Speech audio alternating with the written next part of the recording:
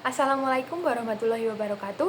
Perkenalkan, nama saya Vera Yuliana Sinta dengan NIM 2301050143. Di sini saya akan membacakan sedikit resume saya tadi pagi terkait mata kuliah pembelajaran sastra dan bahasa Indonesia di SD.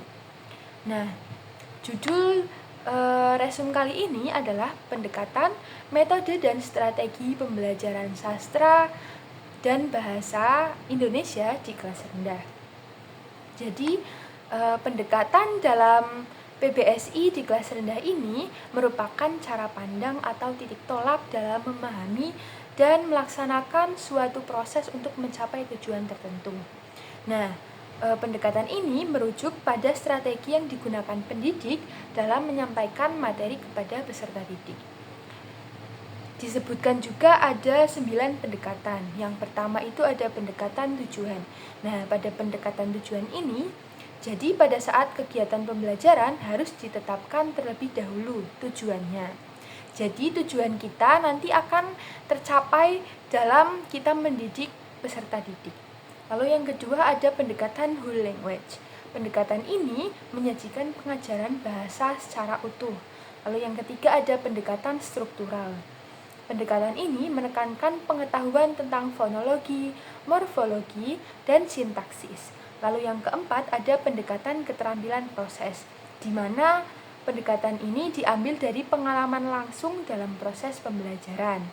Bisa diambil dari cara mengamati, menggolongkan, menafsirkan, dan lain sebagainya. Lalu yang kelima ada pendekatan komunikatif yang dilakukan dengan cara kita berkomunikasi. Nah, tujuannya juga harus dicapai juga dalam komunikasi tersebut. Lalu yang keenam ada pendekatan terpadu. Pendekatan ini mengintegrasikan mata pelajaran menjadi satu tema. Jadi, kita bisa menyatukan beberapa mata pelajaran untuk dijadikan menjadi satu tema. Lalu yang ketujuh ada pendekatan konstekstual, yaitu pendekatan yang mengaitkan materi dengan kehidupan nyata kita sehari-hari atau bisa disebut dengan pendekatan konkret. Lalu yang kedelapan ada pendekatan berbasis teknologi, yaitu pendekatan yang memanfaatkan teknologi yang ada pada masa globalisasi saat ini. Lalu yang kesembilan atau yang terakhir ada pendekatan psikologi. Nah, pendekatan ini menggunakan pendekatan behaviorisme, pendekatan gestalt, dan pendekatan kognitif. Lalu selain ada beberapa pendekatan yang tadi, ada juga metode-metode. Nah, metode ini merupakan strategi atau cara penyampaian materi yang komprehensif dan terstruktur berdasarkan pendekatan-pendekatan tertentu. Nah, menurut buku ajar yang diterbitkan oleh Wahidan dan Mahardika pada tahun 2018, ada beberapa metode. Yang pertama ada metode menggambar garis, yaitu merupakan metode yang melatih keterampilan motorik halus pada peserta didik. Lalu yang kedua ada metode menyalin huruf, yaitu metode yang membantu mengenali peserta didik dengan bentuk dan struktur huruf. Lalu yang selanjutnya atau yang ketiga ada metode komunikatif. Nah, metode ini menekankan keterampilan berbicara mereka dan keterampilan mendengarkan peserta didik.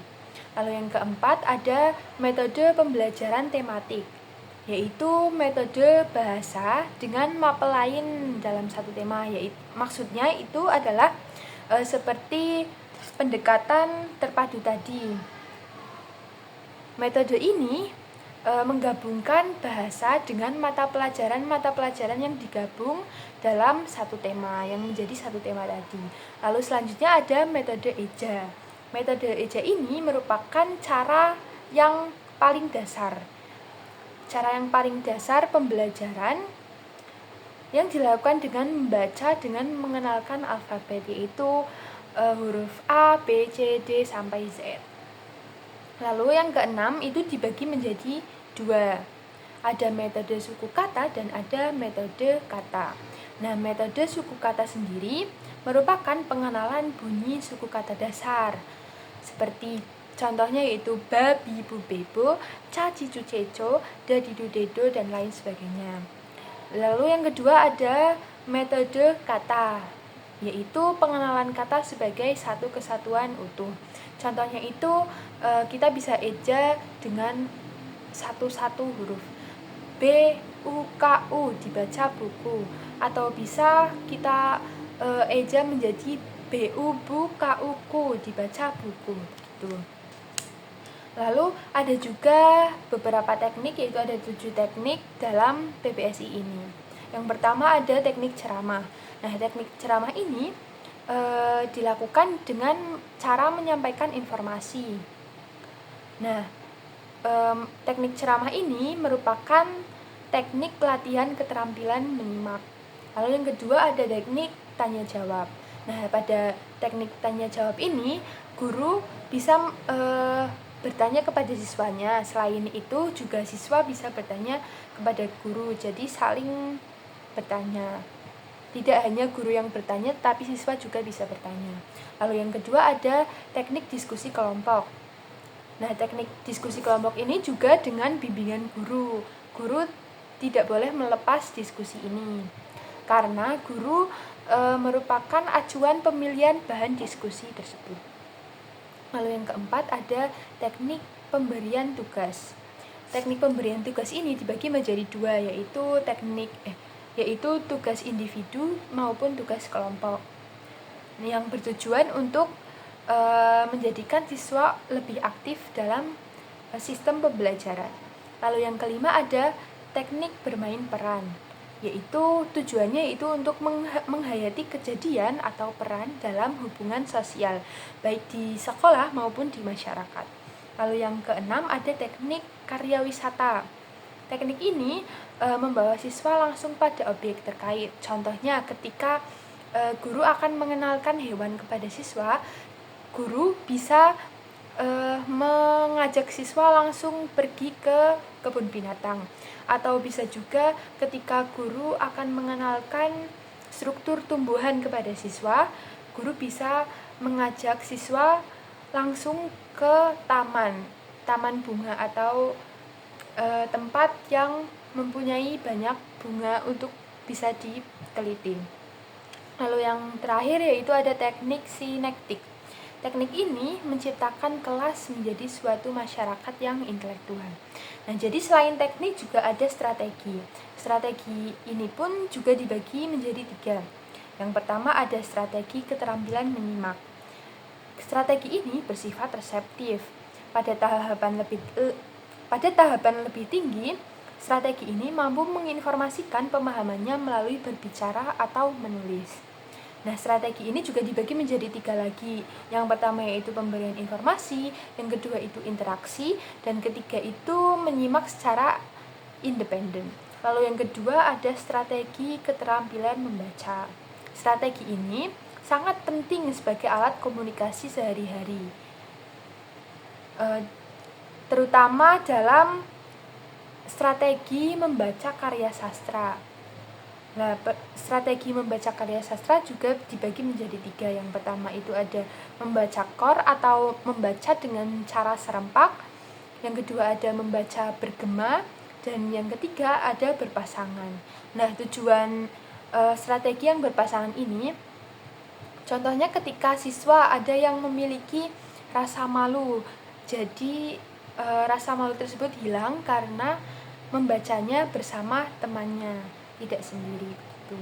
Lalu yang strategi ketiga yaitu strategi keterampilan menulis. Strategi ini merupakan penguasaan unsur kebahasaan atau penguasaan unsur di luar bahasa yang menjadi isi dalam beberapa tulisan. Strategi ini juga dibagi menjadi 3. Yang pertama yaitu strategi membuat kartu abjad. Jadi di mana guru mengajak siswa untuk membuat kartu abjad dari A, B, C, D, E, F, G sampai Z. Lalu yang kedua ada strategi membuat dinding kata.